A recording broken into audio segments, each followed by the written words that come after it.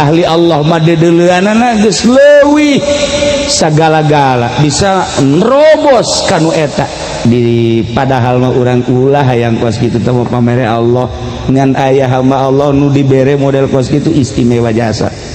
nu mantak bisa ngarang kitab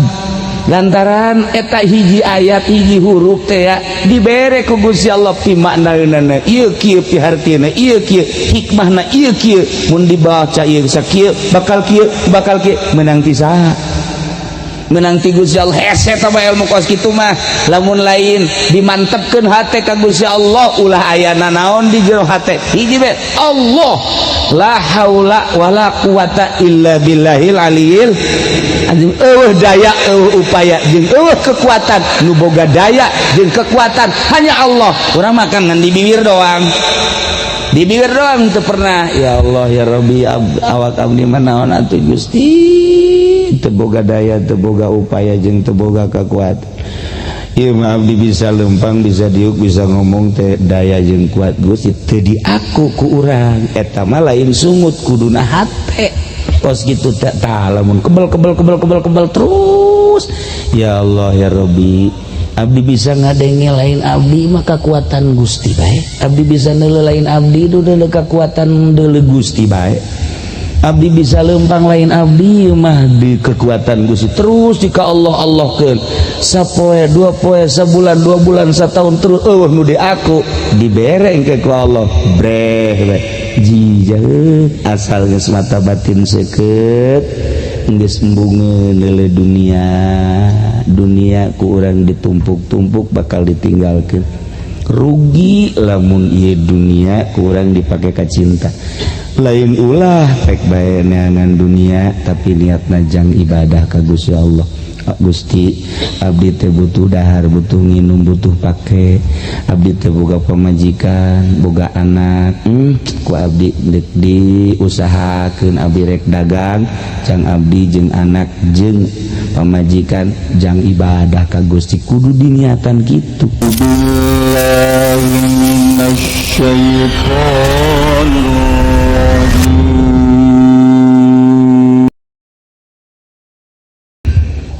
jadi urang kuari aya di alam dunia baheula keur di alam arwah ku Allah ditanya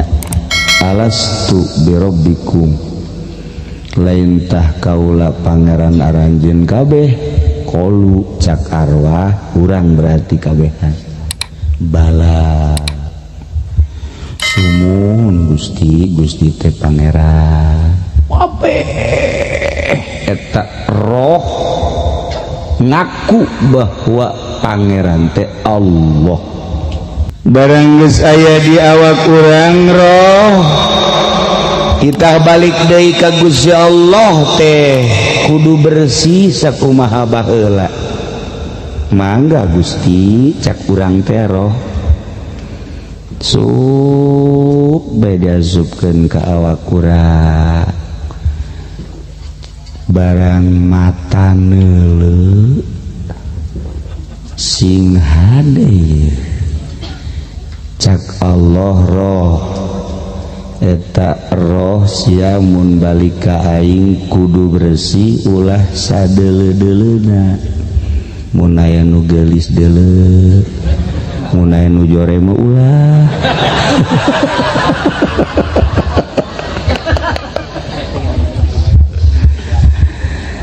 ta eta mah watek tah di awak urang teh aya roh mah suci awak urang mah jore matak pangbalikanana roh sorga awak urang kaleuweung awak urang mah kaleuweung ku ari dimumule ku urang di pandian make sabunna ge capluk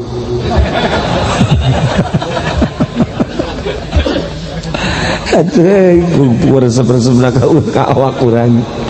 make pakaian bagus cincin ge nu 3 nu 4 maksudnya masalah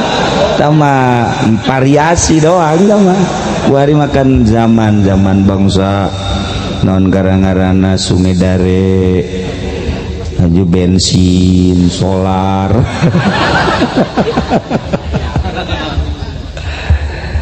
sigade cek Gusti Allah mata boga watek mata teh boga watek ngawatek di mana-mana neuleuh resep kana anu bangsa indah-indah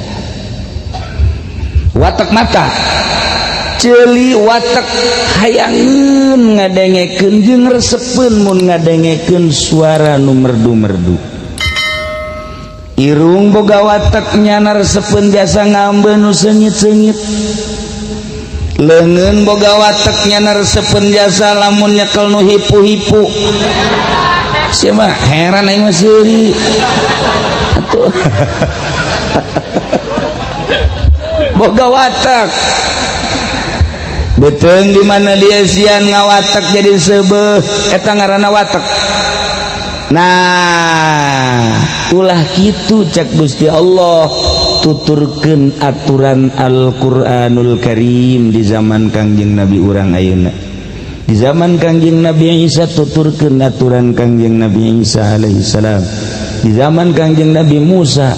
Kangjeng Nabi Sulaiman dan seterusnya kita nuturkeun aturan-aturan di zaman nabina masing-masing. Lamun urang kuarit nuturkeun kahayang mata bae dikepar terus atuh cilaka teu boga aturan kan urang dieu mah teu kadeuleu kukula ge matana bangsa mata keranjang kabeh ieu mah sup urang poe minggu ka Citra tatanggapan jeung Citra Masya Allah sugan aya mata anu ku urang rada diomean eueuh sebab kadeuluna boga dongengna macem-macem kan eta tina mata barang balik di Citra teh uy eta aya anu beureum sabulah buukna kan eta kan gara-gara neuleuh nusa urang boga dongeng antingna ge golode tuh kan karena itu nusa urang ngomong deh aduh eta mah ping-pingna kabuka aja nu ngomong na ustad deh sial kita kan gara-gara mata urang ulah nyaritakeun loba teuing hiji bae nyaritakeun mata ieu mata teh nu bakal ngaramekeun hate urang neuleuh ka kota, urang neuleuh ka Citra, urang neuleuh ka pemandangan berbagai daerah, neuleuh kendaraan, mimiti sepeda, neuleuh motor, neuleuh mobil ge berbagai-bagai merek, kitu kene neuleuh mode-mode.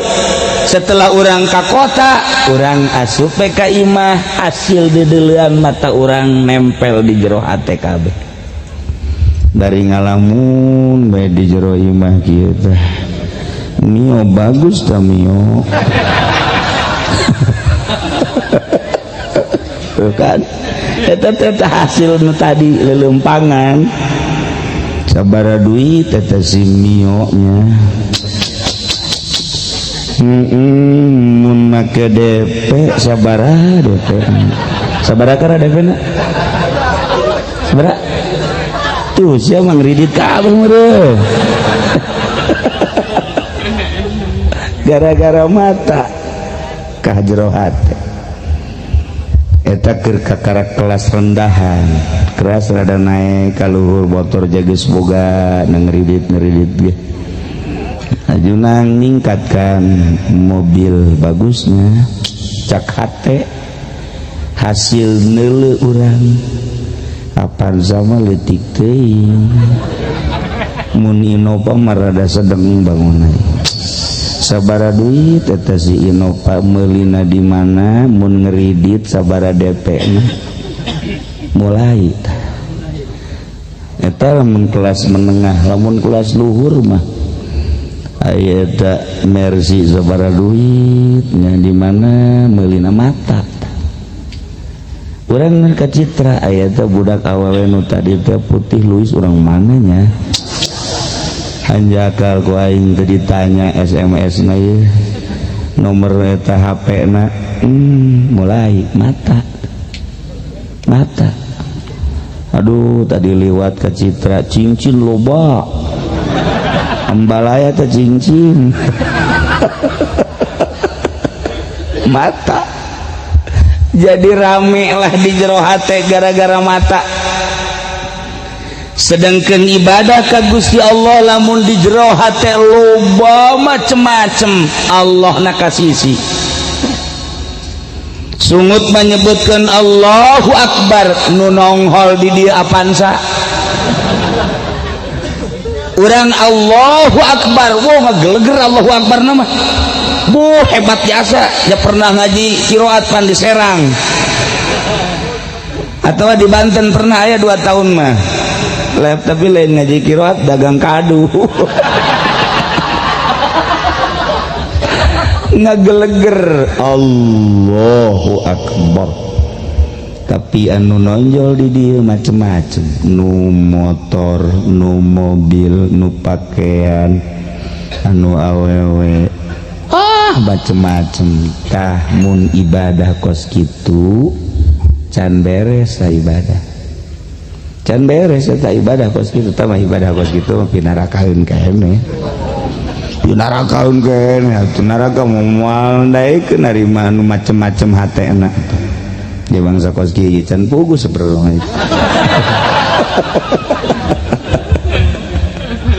ya Allah ya Rabbi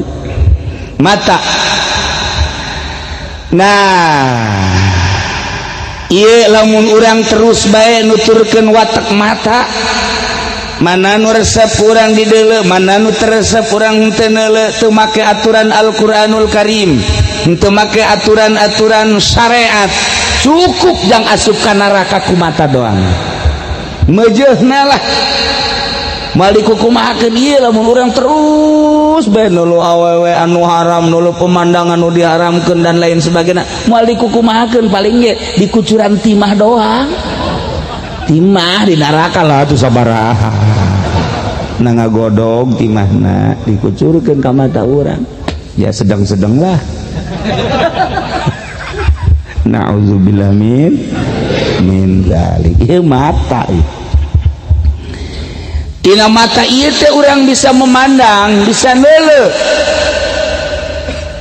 urang bisa neuleu jelema bisa neuleu hewan bisa neuleu pemandangan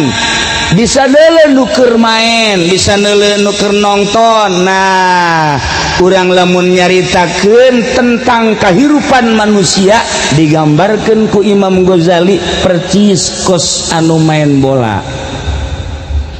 aya nu main bola aya nu nongton. Lamun urang nyaritakeun tentang main bola aya kiper mantas kiper ke belah hareup naon ngaranna bek mantas bek ka hareup belah kancek belah katuh naon ngaranna sayap kanan da dieu belah hareup ieu mah pemain kabeh bareng itu calon neraka kabeh burung janyara raho da eta pemain bola ketika bola digulirkeun oper bawa sayap kanan oper ka tengah ku gelandang bawa ku sayap kiri kutak-katik intina main bola teh ngagulkeun sehebat Brazil main bola aya teu ngasupkeun mah naon hartina nu paling hebat pemain bola teh Indonesia sakali main elehna 15 kira-kira modal ti Brazil geus pohara modal ti Amerika geus pohara ngadidik Indonesia dipaenkeun jeung Malaysia elehna alhamdulillahirabbil alamin lain hiji 12an sama caritana main bola tah ketika aya seseorang main bola batur nongton nu main bola bagus gocekanana bagus operanana bagus ngagulkeunana surak penonton dimana kermain aya nu hebat mungkin nomor 9 nomor 7 nomor 10 dicirian ke penonton tina pemain eta teh aya nu hebat kitu keneh ngamainkeun agama cek Imam Ghazali nu keur ngamainkeun agama teh ustad kiai eta teh keur mamawa bola dakwah ngaranna intina mah kan ngagulkeun supaya ngagulkeun sehebat apapun main bola teu ngagulkeun teu menang sehebat apapun kiai lamun dakwahna teu ngagulkeun jelema teu hebat eta kiai kajen kumaha ge jadi hebat teh ngagulkeun hartina ngagulkeun teh di mana-mana kiai dakwah nu tadina mabok eureun mabokna gul berarti nu tadina zina eureun zinahna gul nu tadina ngridit tambah kreditna eta gul nah ieu teh tergantung kumaha pemainna aya pemain nu hebat bawa bola begitu langsung tembakeun asup ngan offset terjadi ieu ge sarua kiai ge mau bola horenganan kiai na offset asal kiai ngridit offset teh kiai lamun aya kiai ngridit tunjuk kiai offset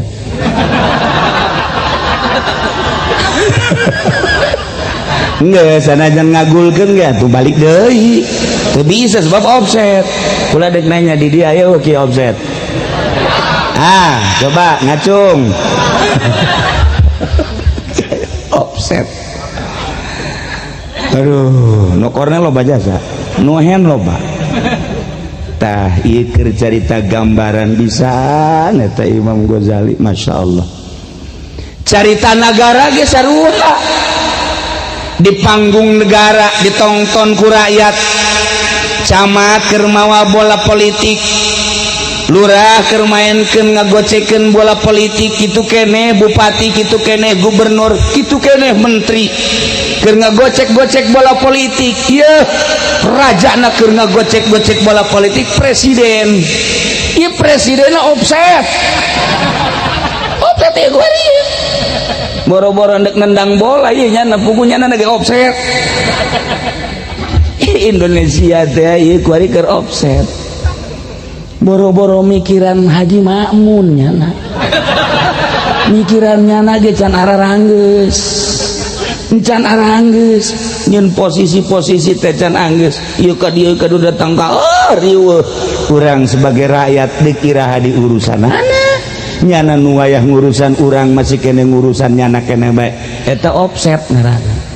atuh lamun rajana offset atuh lurah mah ieu mah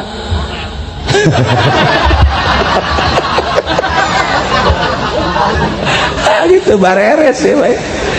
geus kuari kiai offset kornel pemerintah ge offset kornel atuh geus mah acak-acakan kabeh gitu Masya Allah karim balik deui mata sing hade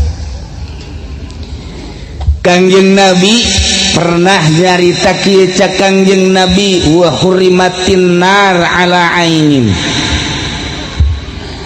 diharamkeun neraka nyiksa mata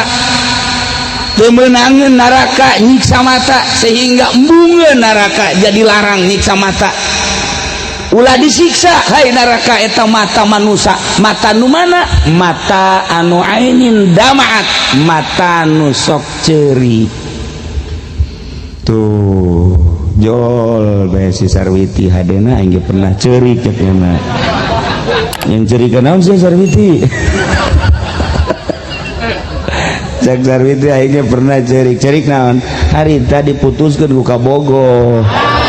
cek aing ceurik nah ayo cek Fatimah aing keur pernah ceurik cek nya ceurikan naon tuh sia lebaran teu kabelikeun BH cerik ya dasar ya Allah si Junaid pernah cerik Junaid sia kunaon cerik sendal leungit urang-urang mah urusan cerik teh urusan anak putus cinta, urusan anak leungit sendal, leungit motor, urusan anak ngan sakadar teu kabeli baju, urusan anak sakadar teu kabagian kitu naon ngaranna warisan, urusan anak sakadar dunia cerik eta anu moal disiksa lain, cerik nu mana hurrimatin nar ala ainin dama'at min khosyatillah, bungeun neraka nyiksa mata nu cerik nyencerikan cerik sieun ka Allah. Pernah orang cerik sieun ka Allah? Ulah ngabong sia, burut sia. Deres lalaki mah mun awewe mun ngabohong gede sabelah pan bahaya. Tanya awak kurang geus teh kudu kabatur heulanan. Awak Aisyah pernah cerik yang cerikan sieun ka Gusti Allah? Can pernah. Boro-boro sieun ka Gusti Allah jeung nu dipake ka sieun ge teh nyaho teu pernah ngaji, cilaka sia. Peting urang hudang jam 1 mandi, urang sakujur awak beres mandi wudu, mantas wudu make baju nu putih serba putih, haju make sesengitan, asup ka kamar kunci ku sorangan, cek urang aing jadi mait ye. Tuntuna mah gagada-bagan sorangan. Lain kitu cicing di jero kamar salat tahajud atau hajat beres diu kurang ngadep kiblat merenung Gusti abdi teh makhluk Gusti nu bakal babalik ka Gusti, sedengkeun Gusti teh boga pangbalikan teh dua, hiji sorga kadua neraka. Lamun abdi ka sorga geus tamah urusan, tapi lamun abdi ka neraka sedengkeun Gusti teh kapan janji di mana-mana nu nuturkeun kana aturan Gusti dibere sorga, di mana nu teu nuturkeun ka aturan Gusti bakal dibere neraka. Gusti abdi mah ieu hirup kuari umur geus 50 atau 60 tahun, mata abdi can pernah ku abdi diurus, ceuli abdi can pernah diurus. Gusti dahar ge can pernah diniatan jang ibadah, kitu keneh nginum can pernah diniatan jang ibadah, malah kamari ieu mah loba jasa urusan-urusannya judi teh malah pernah teu bararugu. Gusti abdi teh sieun kasiksa Gusti, hampura Gusti abdi sieun ka Gusti sieun datang ka ngurucut cai mata, tah cai mata eta mutiara, sehingga cak Kangjeng Nabi haram neraka nyiksa mata nu pernah ceurik neteskeun cai mata ku sebab sieun ka Allah. Urang can pernah pan? Can pernah. Gusti kakak abdi mah diberena 2 hektar, abdi mah jeung jerikan teh kos kitu blow on. Coba eta. Aduh Gusti, tatangga mah meuli motor deui. Abdi mah motor nu aya ge kempes malulu. Eta ceurik urang. Nyeun ceurikan teh urang mah kos kitu bae. Nah, mulai ti ayeuna coba penting balik ngaji, coba laksanakeun. Urang mandi jam 1 atau setengah 2 atau jam 2, terus ngada wudu pakai mun aya serba putih, maksudna ulah aya mang mun teu boga nu bersih bae. Pake sesengitan abe malaikat darareukeut, malaikat teh deukeut atuh jin-jin tuh.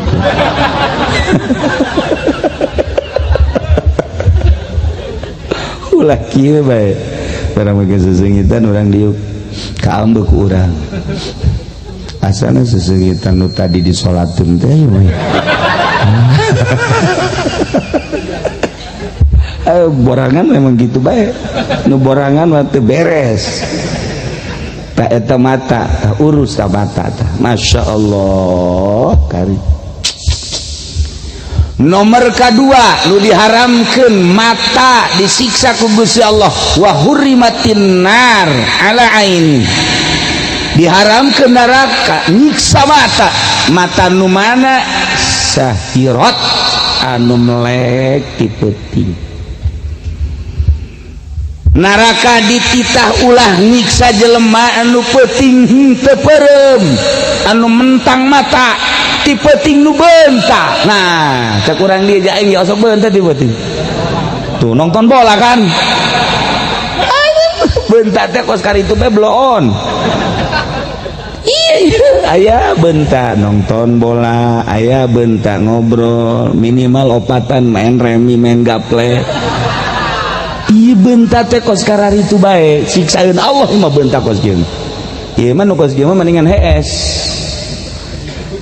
Eta mah inget ka anu sok menta wiridan ka kiai teh nu ieu mah aya tiluan jelema menta wiridan ka kiai. Nu saurang dibere sholawat, nu saurang dibere ayat. Anu saurang di sia mah wiridana hees bae nya. Man heran kiai ka aing mere hees bae. Teu akur ieu mah kiai cakeun. Balik gara ka ieu mah, menang dua poe datang deui ka kiai. Waalaikumsalam. Kiai kula dek minta wiridan. Geus wiridan sia mah hees bae. Asal Isya reup hees hudang subuh. Geus kitu wiridan sia mah geus lah. Wah tak akur cenah ieu kiai. Balik deui nya menang saminggu datang deui ka dinya kiai. Dianggap berkiai poho meureun. Kula ieu minta wiridan. Oh geus sia mah wiridan hees lah. Ci sakali hees, dua kali hees, tilu kali hees. Ditanya kiai, pan baturan kula mah dibere sholawat, dibere nu hiji deui dibere ayat, pan kula mah dibere hees. Ai itu mah geus bisa ngajaga mata, ai sia mah geus teu kudu wiridan. Sebab sia beuki nonton TV jasa.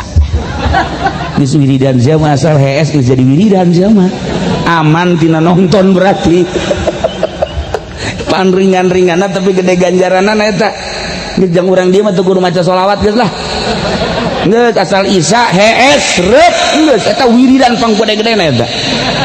Mantap jadi aman.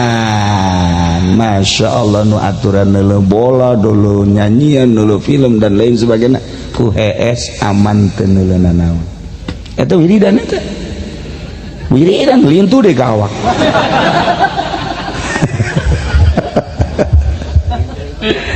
Diharamkeun neraka nyiksa mata anu melek ti peuting, melekna fi sabilillah ngaluhurkeun agama Allah. Urang mantes Isya dek sare-sare heula saeutik atawa jam 10 diatur sare sajam 2 jam haju bentak pakai naon, pakai maca Quran. Mulai ti jam 1 maca Quran atawa zikir ka Gusti Allah atau maca sholawat. Dihitung kurang aing ieu hudang jam 1 salat dan lain sebagainya geus mulai wiridan. Coba aing dek maca sholawat jam 1 2 jam ya. Berarti 3 jam 1 2 3 coba kuat ente. Sila. Mandi geus, ngalawudu geus, awak geus tarariis. Tenang, dideuleu kurang jam. Datang ke jam 3 coba aing maca sholawat. Mulai Allahumma sholli ala Rasul Allahumma sholli ala Muhammad wa sallam kama shallaita ala sayyidina Ibrahim Allahumma sholli ala sayyidina Muhammad. Tentram lantaran geus tiis 2 jam. Allahumma sholli ala sayyidina Muhammad Allahumma sholli ala sayyidina Allahumma sholli teteg dirobah-robah teteg gas. Liwat di jam 3 jam 7 udang liwat teuing eta ke jam 7. Masya Allah urang mancan nyorang tah pan para aulia Allah mah nu mantak luhur ge nu mantak luhur emang kunaon tilok sare ti peuting urang ngadenge masurna Buya Cidahu atuh eta teh moal pati-pati masur lamun nyana ti peuting nam kerek bae cara ente mentek ente mah teu kasebutkeun atuh kerek bae aya beunta nonton bola blow on tah tuh deres nu lain kiai mah kiai nonton bola tolol tak kiai cek kudu baca tolol tuh kiai tapi orang cerita kiai cerita main bola hebat jasa baheula Argentina zaman Maradona eta hebat jasa Maradona lamun geus bola di suku Maradona saja liket jasa mah nempel di bawah digocek datang ke diasukeun hebatna Maradona woi pohara jasa teh main bola jadilah nyana terhebat sadunia dibeli doge mahal nyana asal geus aya di suku nyana bae eta sakumaha nempel bola teh wah asup bae deui satu ketika nyana main jeung Prancis eueuh nu nyaho dibeli ku pemain Prancis nyana doang nu dibeli maenna jeung Argentina eta kan penonton heran begitu main tek biasa nama panjana mah sakitu mah bisa ngasukeun ieu mah mencong bae asal dioper ka nyana bagus dibawa ku nyana asal disepak bae ka gol bulat ka luhur penonton kecewa kabeh Maradona ku tolol deui sih teu bisa ngasukeun ja biasa nama hebat eueuh nu nyaho rahasiana orenganan ku ofisial Prancis dibeli rahasia eta mah datang ka ieu ofisial sorangan ge teu nyahoeun bahwa Maradona dibeli sama rahasia perusahaan nyana kan dicarekan ku ofisial Aisyah biasana sakitu ka geus ngasukeun ieu henteu carekan nyana datang ka penalti teu asup bloon tah eueuh dongengna Maradona penalti teu asup eueuh ieu mah teu asup orenganan disogok dibeli kiai ge sarua asal geus deukeut bae jeung bupati ngagocek-gocekna teu daek ngagulkeun sial tak kiai goblok kiai masyaallah asal geus komo jadi muing mah tah geus kiai ambruk tah geus ieu mah kiai deukeut bae jeung bupati deukeut jeung partai deukeut jeung organisasi tilok ngagulkeun percis Maradona dibeli ku Prancis operanana mah hebat kiai keur ngoper-ngoper dakwah asal ngagulkeun ngeong eta kula mah inget ka Maradona nu sakitu hebatna dibeli teu bisa ngagulkeun kiai kuari dibeli ku Golkar neng pelehe kiai ieu cau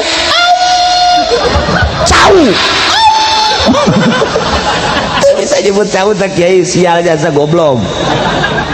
eta tah gara-gara dibeli tah Masya Allah nu mantak offset eta kiai jadi lamun urang neuleunya imbangkeun ka pemain seperti kos kitu sehebat Maradona bae internasional dunia geus nyaho kabeh dibeli teu daekeun ngagulkeun teu daekeun atuh kiai ge nu asup ka Golkar cenah aing mah hadena gitu ka Golkar kanaon ka PDI sarua goblok teh kiai sarua bae tapi ai bisa mah di partai ge atuh leuwih hebat lamun nyana asup ka Golkar hadi dakwah di Golkar nyaritakeun nyana hei haram ieu mah bener haram kadiekeun jeung aing kabeh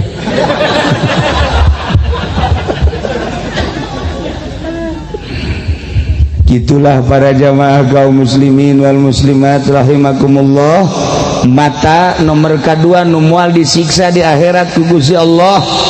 di mana-mana mata nu dipentangkeun tengah peuting pake maca Quran atawa maca sholawat atawa zikir nu mantak disebut wali Allah ge peutingna tara sare urang ngadenge hebatna Buya Dimyati Cidahu urang ngadenge Habib Lutfi hebat urang ngadenge Gus Dur emang Gus Dur peuting osok sare tara sare nu mantak nyana hebat nyana mah kajenting ku kumaha ge kiai bae ilok make kopiah kiai bae make baju sakieu nya nama kiai bae keluar ti istana make celana pendek kiai bae deui nya nama kiai bae teu leungit-leungit kiaina Kiai Haji Abdurrahman Wahid atawa Gus Dur warida kamari kula zarah ka ditu nanya ka pengurusna teu kurang sapoe nu zarah 10.000 paling saeutik 10.000 aduh nu zarahna budak zarah Konghucu zarah si Kristen zarah Yahudi zarah geus bugu ai Islam mah iya tuh masing-masing ngaku kabeh eta kunaon itu bisa jadi hebat gitu peutingna tara sare ieu jelema-jelema nu hararebat teh anu hararebat eta teh ulah dikira peuting nanyana berani mentang mata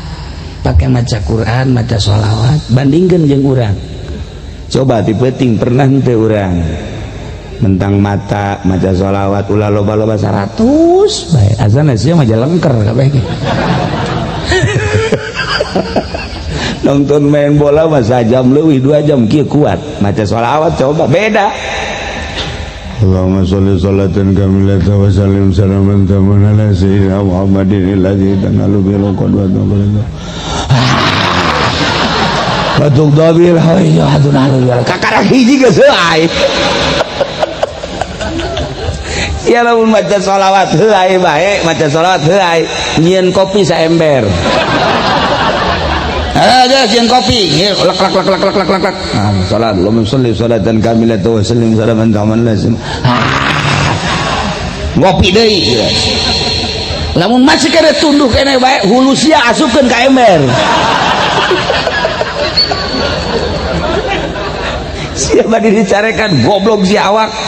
nonton TV main bola kok kuat maca sholawat henteu asana disiksa sia urang nyerekanan ka urang sorangan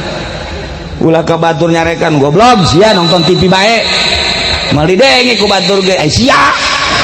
sarua jeung aing atuh ge dilawan mendingan urang nyarekanan awak urang bae awak Aisyah dikira benerna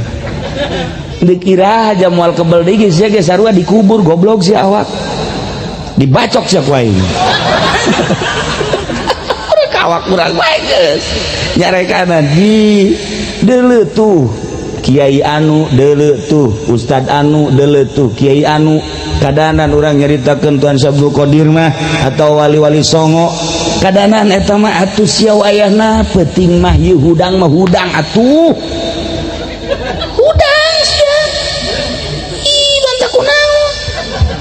sia mah ai mata peureum si eta hudang wah kitu bareres sok miheulaan bae nah awak urang ku urang nasehatan kadanan cara Siti Rubaiatul Adawiyah mah Siti Rubaiatul Adawiyah mah asal isuk-isuk kadeuleu ku tatanggana micin cai setengah ember sok geus bae ke isuk dibuka deui jandela dipicen deui lantaran unggal poe tatanggana ngintip isi cai naon nusuk dipicidan bae di jandela diintip ku tatanggana barang diintip horenganan ceurik ngana eta di naon ngucurna cai mata ku sieun ka Allah mentang mata datang ke ngecelakaan saember batur ba datang ka kos kitu urang mah isuk-isuk berat bae cai ki atuh tetangga marah sial jasa ciki ini ka aing Masya Allah nailah kercerita wali-wali Allah tara sare ti peuting moal diangkat jadi wali dongengna wali ti peuting peureum moal diangkat jadi wali bae kajeun kumaha ge moal diangkat jadi jelema hebat di mana bae di Irak di Iran di Indonesia moal aya jelema hebat boh kiai komo wali peutingna hees malaya moal we kajeun kumaha ente bae ge ente lamun unggal peuting bae ulah hees terus bae saminggu 2 minggu sabulan 3 bulan ulah hees ge kadituna gering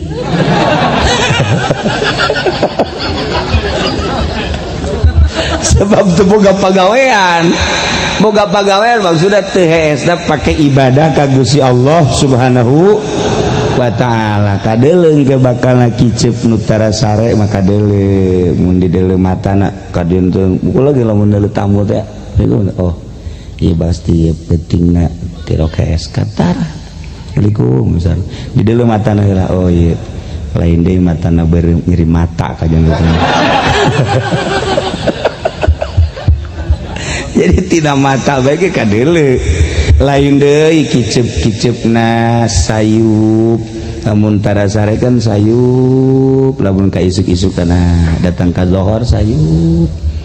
bangun teu berani teh dula deuleu jeung lain deui engke ge lamun mata dipake ibadah ka Gusti Allah lain deui nah gitulah para jamaah dua hiji mata nu moal disiksa ku neraka yakni neraka embungeun nyiksa mata nomor kahiji mata anu osok cerik ti peuting min khosyatillah sieun ka Gusti Allah nomor kadua mata anu moal disiksa anak mata teu disiksa awak teh moal disiksa mata anu peutingna dipentang mantak aya bahasa kieu hari pagawe mah usahana tiberan di kantor tukang ragaji di leuweung ngaragaji tukang bas di imah tiberan ari ahli Allah mah digawena ka Allah peuting mentang mata digawe teh lain digawe hayang nanaon hayang meunang ridho Allah subhanahu wa ta'ala urang kah geus dibere nyaho kitu mah dicoba ku urang menang-menang 2 ayat lah aing inget ye surahan-surahan ngaji lah jeung sabaraha yang 2 a'udzubillahi minasyaitonirrajim bismillahirrahmanirrahim yasin sadaqallah atuh teh Quran kene sakitu ge cukup ge sakitu tahu sakitu mah kuat atuh kabehannya jeung teu kudu muka Quran habek atuh teu kudu sakitu mah atawa toha sadaqallah muka-muka Quran teh 2 lantaran nu ngariwayatkeun Abu Hurairah gola cek Abu Hurairah wa nasitu salisata kuring pohoan ye nomor katilu Kangjeng Nabi naon kareta nyaritakeun ngaharamkeun mata disiksa poho waqala Ibnu Syureh cek Ibnu Syureh iya wa hurrimatin nar ala ainin diharamkeun neraka nyiksa mata mata nu mana ye mata nu gobot kan maharima nu meremkeun tina paharaman-paharaman Allah masya Allah lamun urang neuleuh nu diharamkeun ku Allah perem geus mata aman anak aman mata hate aman anak aman hate awak aman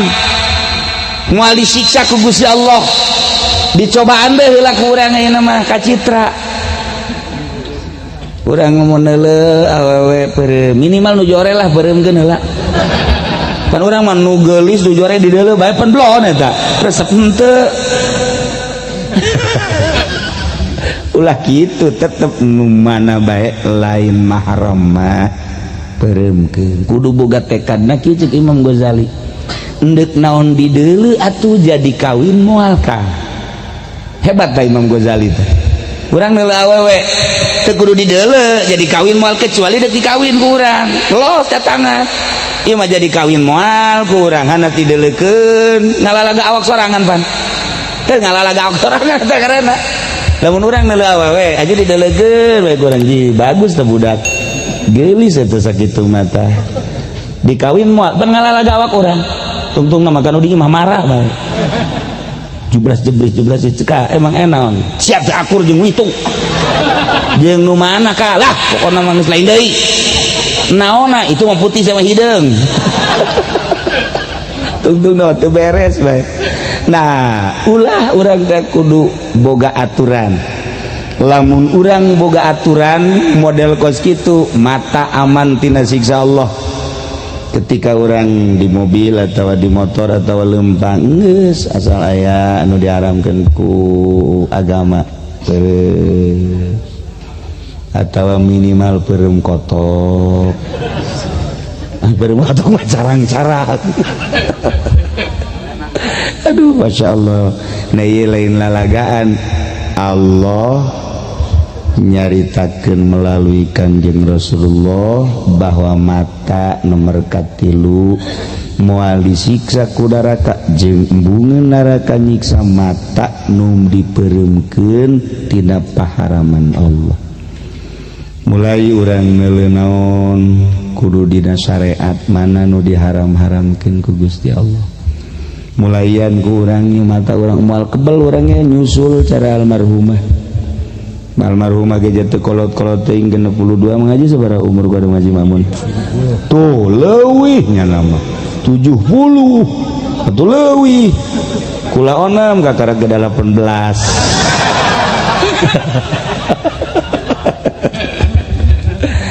tahiyalah para jamaah kaum muslimin wal muslimat rahimakumullah. Jadi nomor kahiji mata sebab dedelean asuplah kana hate ramelah di jero hate ku ayana rame jero hate moal bisa khusyuk ibadah ka Gusti Allah. Anak teu bisa khusyuk ibadah ka Gusti Allah urang lain ahli Allah mun can jadi ahli Allah masih diragukeun asup ka surga anak. Mulaian kuari urang mata urang Gusti nu geus abdi hampura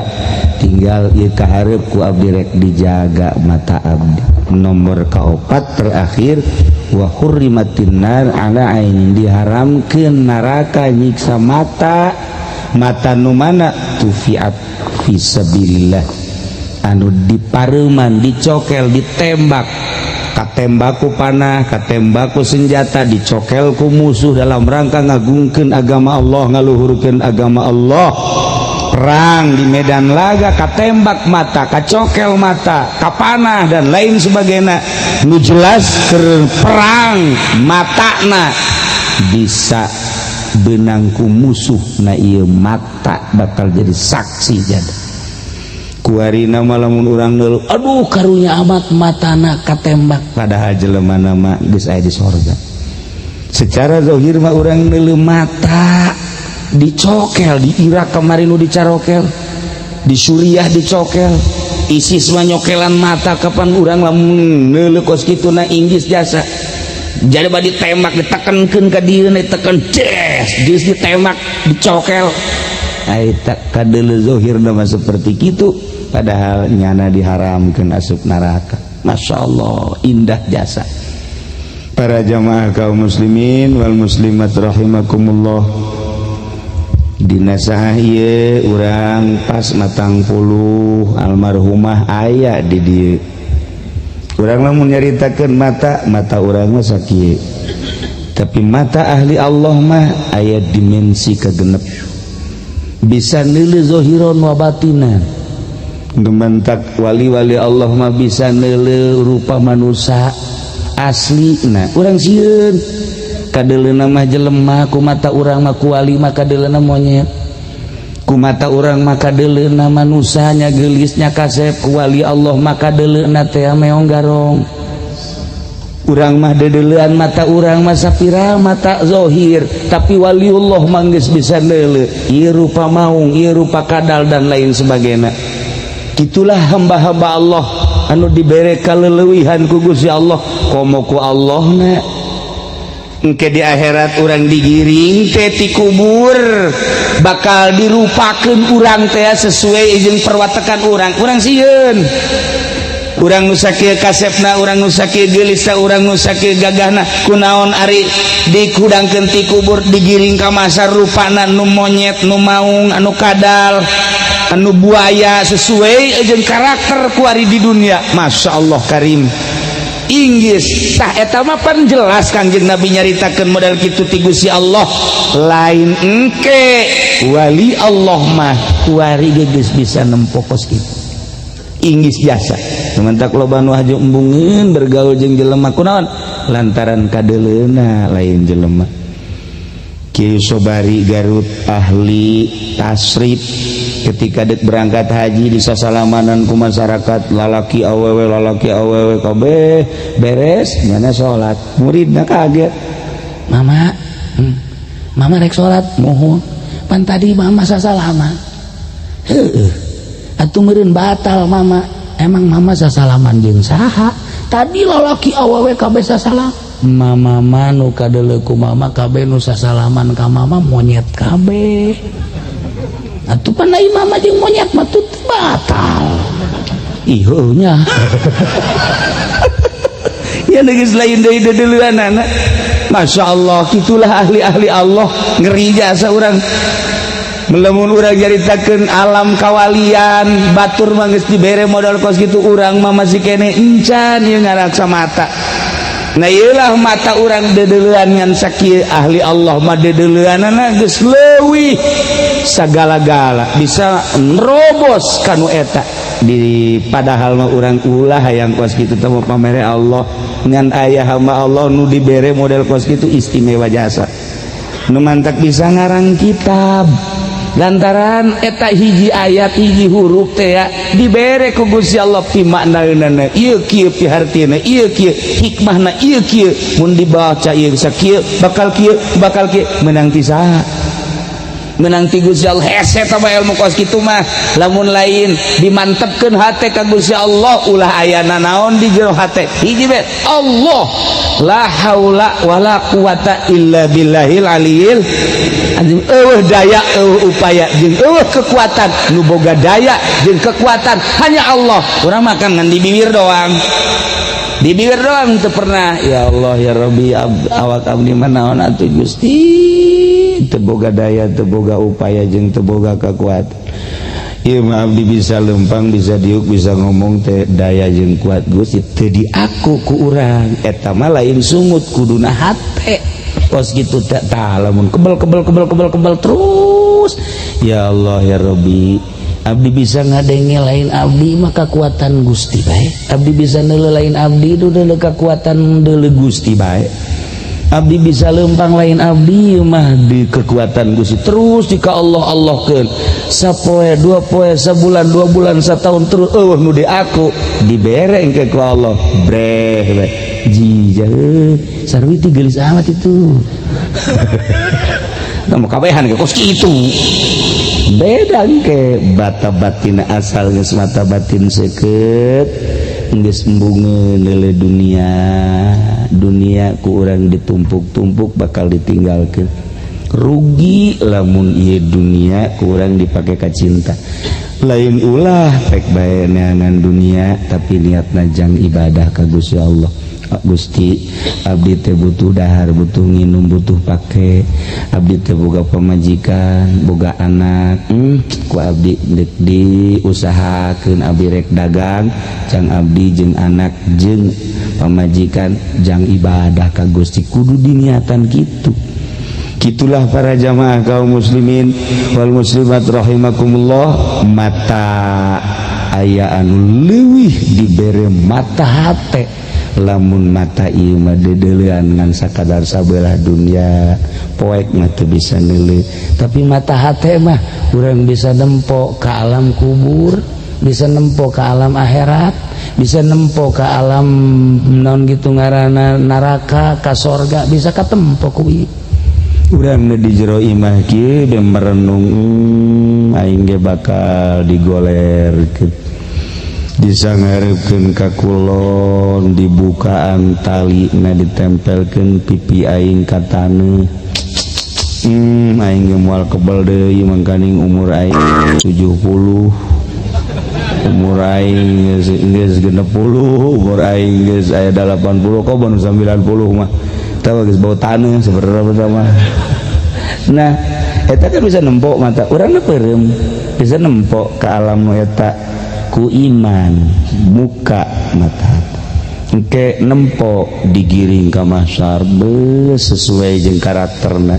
nu dirupakeun monyet nu dirupakeun buaya nu dirupakeun maung dan lain sebagainya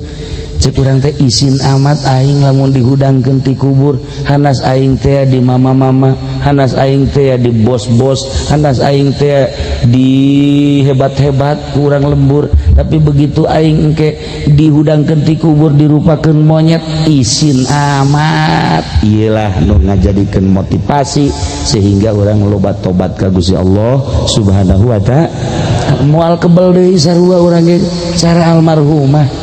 tinggal nunggu waktuna doang gitu. Urang dunia geus ditinggalkeun ku kula selama 50 tahun, umang haji geus ditinggalkeun selama 70 tahun, kaharep tinggal sabaraha tahun deui, tinggal ngalengkah doang antara urang jeung akhirat deket jasan. Mentak ngaji kamari inna rahmatallahi qaribum minal muhsinin, saenyana rahmat Allah teh naon? Sorga, qaribun deket ka jelema anu nyin hade di dunia ibadah ka Gusti Allah. Deket teh kumaha? Kahalangan ku maot doang,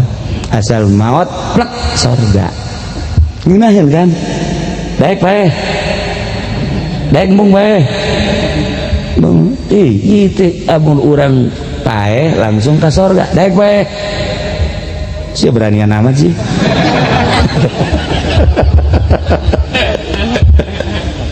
Gitulah para jamaah kaum muslimin wal muslimat rahimakumullah. Dina malam ieu kula ngajak nyaritakeun tentang mata, sebab urang bakal balik ka ditu insyaallah. Dongeng naon teh? Dongeng jelema nu ngajaga mata, nu dicokel mata loba.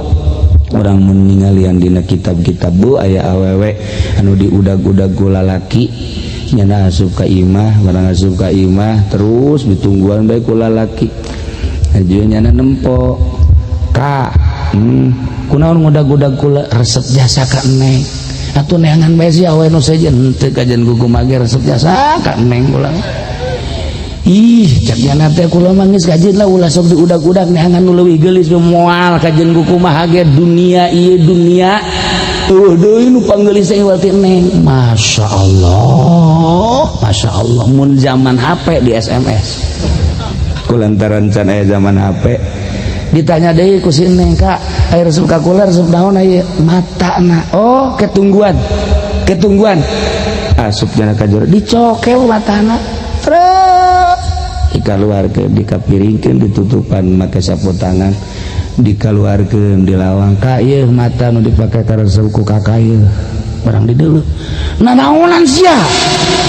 Geus pokona ka ditu ieu bawa mata ieu ka ditu bawa. Kunaon eta? Ieu beusi jadi fitnah cak nyana mata sampikeun ka lalaki ngudag-ngudag we. Tuh ahli sorga mapan kos gitu. Di urang mah lain awewe. Wo make tiktok. Aduh, ngan ulah aju awewe di dieulah we dicokelan di mata tuh ulah. Hanas ka neraka hanas ka surga henteu, mata dicokel. Ieu keur carita batur anu istimewa. Masih kade loba kade dongengna insyaallah. Iraha deui urang ngadongeng ieu mah jang sakadar mauizah, jang diri urang ulah pati dangkal teuing ieu hate urang jaga coba mata kahiji. Nomor kadua urang ditonton ku pemain, mun jadi lurah, jadi camat, jadi pemerintah keur ditonton sehingga ada besi offset. Itu kene jadi kiai, jadi ustad asana offset kabehan. Kula mah malah kornel melulu ya. Nya urang sing rapi supaya mantep ngagulkeun dakwahna, mantep ngagulkeun politikna, supaya mantep ngagulkeun perekonomianna. Ulah jadi kiai offset, ulah jadi pemerintah offset. Mudah-mudahan orang doakeun ieu almarhumah rumsina dihampura sakabeh dosana, dilegakeun di kuburanana, dicaangkeun di kuburanana, dibere rahmat Allah jeung ridho Allah, ditetepkeun dina kasenangan kubur ku Gusti Allah. Nu ditinggalkeunana anak incuna mudah-mudahan dibere salalabar, dibere tawakal jeung sesuai jeung doakan Kangjeng Nabi wala taftinna ba'dahu ulah nimbulkeun fitnah sabada mautna almarhumah amin ya rabbal alamin. Urang nu karumpul di dieu sami mudah-mudahan menang ridho Allah subhanahu wa ta'ala. Urang kabehan mudah-mudahan husnul khotimah jaga di akhirat. Urang babarengan jeung guru-guru urang di bawah bendera Kangjeng Nabi Muhammad sallallahu alaihi wasallam. Sakitu bae pihatur ti simkuring kapunten dina samudaya kalupatan sareng kakiranganana. Allahumma shalli wa sallim ala sayyidina Muhammadin fil awwalin wal akhirin wa barik wa sallim wa radhiyallahu ta'ala an sadatina ashabi sayyidina Rasulillah ajma'in. Amin ya Allah ya rabbal alamin. Allahumma arinal haqqa haqqan warzuqna ittiba'ah wa arinal batila batilan warzuqna ijtinabah wa la taj'alhu mutashabbihan alaina fanattabi'al hawa. Allahumma ighfir lil muslimina wal muslimat wal mu'minina wal mu'minat al ahya'i minhum wal amwat bi rahmatika ya arhamar rahimin. Allahumma ihdina shiratal mustaqim. Allahumma ihdina shiratal mustaqim. Allahumma ihdina shiratal mustaqim. Shiratal ladzina an'amta 'alaihim minan nabiyyin wasiddiqina wasyuhada'i wassalihin wa hasuna ulaika rafiqa. Dzalika fadlun minallahi wa kafa billahi 'alima. Wa shalli wa sallim ala jamil anbiya'i wal mursalin walhamdulillahi rabbil alamin.